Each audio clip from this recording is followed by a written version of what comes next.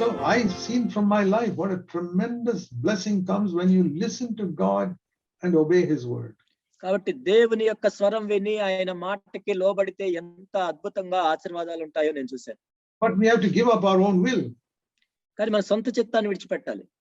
If you don't give up your own will, నీ సొంత చిత్తాన్ని విడిచిపెట్టినట్లయితే then you will find what you want, you'll find in the word of God. కాబట్టి నీకు ఏది కావాలో అదే చూస్తావు బైబిల్లో. You want something and you'll find some verse in the scripture to make you do what you want to do. నువ్వేదో కావాలనుకున్నావు, ఏదో చేయాలనుకున్నావు కాబట్టి అది చేయటానికి దాన్ని సపోర్ట్ చేసే దేవుని వాక్యాన్ని చూస్తావు. So if you want to understand God's will from his word, కాబట్టి దేవుని యొక్క చిత్తాన్ని ఆయన వాక్యం ద్వారా వినాలి, తెలుసుకోవాలని అనుకుంటే, first of all you must say, Lord, I don't want my will. మొట్టమొదటిగా నువ్వేం చెప్పాలంటే, ప్రభువా నా చిత్తము కాదు, I want your will. నాకు మీ చిత్తమే కావాలి. No, that is what Jesus prayed all through his life. తన జీవితం అంతా యేసు ప్రభు యొక్క ప్రార్థన అదే. See John's gospel. యోహాను సువార్త. In one sentence you can read what Jesus did in 33.5 years. 33.5 సంవత్సరాలు యేసు ప్రభు ఏం చేశాడో చెప్పటానికి తెలియజేసే ఒక వచనం ఇది. I mean, there are many practical things that he did in those 33.5 years. ఆ 33.5 సంవత్సరాలు అనేక పనులు చేశాడు యేసు ప్రభు. But all of that can be summed up in one sentence. అవన్నీ కూడా ఒక్క మాటలో చెప్పాలంటే, what did Jesus do in 33.5 years? Tell me in one sentence. యేసు ప్రభు 33.5 సంవత్సరాలు ఏం చేశాడు ఒక్క మాటలో చెప్పండి అంటే, No, I'm not saying he healed the sick and he raised the dead and he died on the cross. So many things. No, one sentence. అంటే ఆయన స్వస్థపరిచాడు, చనిపోయిన లేపాడు, అవి చేశాడు, అద్భుతాలు చేశాడు, అవన్నీ కాదు, ఒక్క మాటలో చెప్పండి. Here it is, John 6 and verse 38. యోహాను 6:38. In one sentence, his entire 33.5 years is described. ఆయన 33.5 సంవత్సరాల జీవిత చరిత్ర ఒక్క మాటలో లిఖించబడింది ఇక్కడ. It's from his own mouth. తన నోటితోనే చెప్పిన మాటలు ఇవి. I came from heaven not to do my will, but the will of him who sent me. నా ఇష్టమును నెరవేర్చుకుంటూ నేను రాలేదు, నన్ను పంపిన వాని చిత్తము నెరవేర్చుటకే పరలోకం నుండి దిగి వచ్చాను. Everything he did was like that. ఆయన చేసిందంతా కూడా అదే. When he went to be baptized by John the Baptist, బాప్తిజం యోహాను ద్వారా బాప్తిజం తీసుకోవడానికి వెళ్ళినప్పుడు, it was not his will, it was the Father's will. అది ఆయన చిత్తం కాదు, తండ్రి చిత్తం. When he turned the water into wine in Cana, కానా వివాహంలో నీటిని ద్రాక్షరసంగా మార్చినప్పుడు, it was not his will, he did the Father's will. ఆయన చిత్తం కాదు, తండ్రి చిత్తం. When he raised Lazarus from the dead, లాజరుని మృతుల్లో నుండి లేపినప్పుడు, when he healed blind Bartimaeus, భర్తమయ్యని గుడ్డివాడిగా ఉన్న భర్తమయ్యని కళ్ళు ఇచ్చినప్పుడు, when he healed the 10 lepers, 10 మంది కుష్ఠరోగుల్ని స్వస్థపరిచినప్పుడు, everything, అన్ని కూడా you can say it in one sentence, ఒక్క మాటలో చెప్పొచ్చు. he did not do his own will, తన సొంత చిత్తం ఆయన నెరవేర్చలేదు, he did his Father's will. తండ్రి చిత్తం మాత్రమే నెరవేర్చాడు. His last night in Gethsemane, Gethsemane చివరి రాత్రి కూడా ఆయన జీవితంలో he's still praying for 1 hour. 1 గంట సేపు ప్రార్థన చేస్తూ వచ్చాడు. Father, not my will but your will. తండ్రి నా చిత్తము కాదు మీ చిత్తమే. That is how Jesus lived his whole life. తన జీవితం అంతా యేసు ప్రభు ఆ విధంగా జీవించారు. That is the secret of living a godly life. ఒక దైవికమైన జీవితం జీవించడానికి రహస్యం అది. Anyone who chooses that way will really live a godly life. ఎవరైతే ఆ మార్గాన్ని ఎంచుకుంటారో వాళ్ళు నిజమైన దైవభక్తి కలిగిన జీవితాన్ని And జీవిస్తారు. will live the most useful life you can ever live on this earth.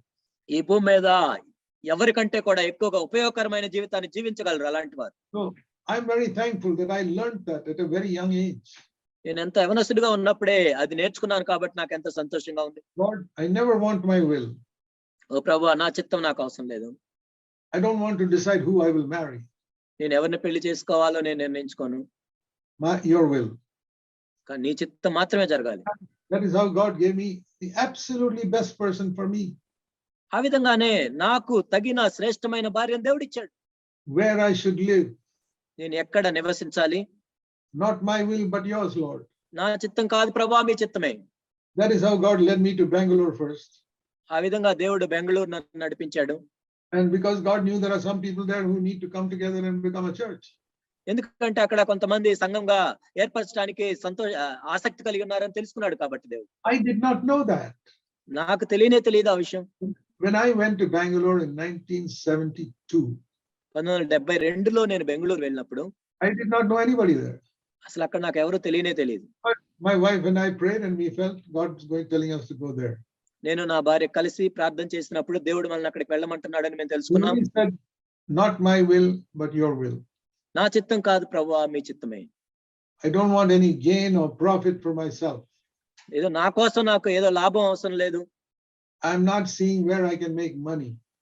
నేను డబ్బులు ఎక్కడ ఎక్కువగా సంపాదించుకుంటానో అనేది నాకు అవసరం లేదు. I'm not interested in all that. వాటన్నిటి పట్ల నాకు ఆసక్తి లేదు ప్రభు. I want to do your will. నీ చిత్తం మాత్రమే నేను నెరవేర్చాలి. If you can pray like that, Lord, I never want to do my own will. ఓ ప్రభా, నా సొంత చిత్తం నేను నెరవేర్చుకోను అని మీరు ప్రార్థన చేసినట్లయితే You will lead the happiest life you can ever live. కాబట్టి ఎంతో సంతోషకరమైన జీవితాన్ని నువ్వు జీవించగలవు. You'll say, how can I know his will? మరి నాకెలా తెలుస్తుంది తండ్రి చిత్తం అని అనొచ్చు. First of all, as I told you, read the Bible thoroughly. అందుకే మొట్టమొదటి మీరు చేయాల్సిందంటే బైబిల్ స్పష్టంగా చదవాలి. Wherever God tells you some small thing to do, do it. దేవుడు ఏదైనా ఒకటి చేయమని చిన్న పని చెప్పినప్పుడు చెయ్యి. Like I showed you, when he says, don't give back only so much, give 20% more. దేవుడు నాకు చెప్పినట్లుగా ఎంతే నువ్వు అనుకుంటున్నావు అంత కాదు, 20% ఎక్కువ ఇవ్వమని చెప్పాడు. Do it. చెయ్యి. Now, our flesh does not like to give more, 20% more. 20% ఎక్కువ ఇవ్వటానికి మన శరీరం ఏమీ ఇష్టపడదు. But I did it. కానీ అయినా నేను చేశాను. In everything, whether I like it or not, if Lord, you tell me to do it, I do it. అన్ని విషయాల్లో నాకు ఇష్టం ఉన్నా లేకపోయినా సరే దేవుడు చెప్పాడు కాబట్టి చేశాను. Many people say, how can I be so sure it is God speaking? అనేక మంది అంటారు దేవుడే మాట్లాడుతున్నాడు అని రుజువు ఏంటంటారు. If you don't give up your will, you can never be sure. అసలు నీ చిత్తాన్ని నువ్వు విడిచిపెట్టినట్లయితే నీకు తెలియనే తెలియదు, ఎప్పటికీ తెలియదు. You will read the Bible and you'll do what you want to do. నువ్వు బైబిల్ చదివినా నువ్వు చేయాలనుకున్నదే చేస్తావు. See, two people can read the same verse and they can get different interpretations. చూడండి, ఒకే మాటని ఇద్దరు చదివి రకరకాలుగా వాళ్ళు అర్థం చేసుకోవచ్చు. Because they want to do what they want to do. ఎందుకంటే వాళ్ళు చేయాలనుకున్నదే చేయాలనుకుంటున్నారు కాబట్టి. So I'll give you an example. ఒక ఉదాహరణ ఇస్తాను. Supposing a young man is considering marriage ఒక యవనస్తుడు వివాహం కోసం చూస్తున్నాడు. and his parents say, we have found one good girl for you. వాళ్ళ తల్లిదండ్రులు చెప్పారు, నీ కోసం ఒక మంచి అమ్మాయిని మేము చూసామన్నారు. Her name is Grace. ఆమె పేరు కృప. Grace. Krupa. And he goes to meet her. వెళ్ళి చూశాడు. He's not very good looking.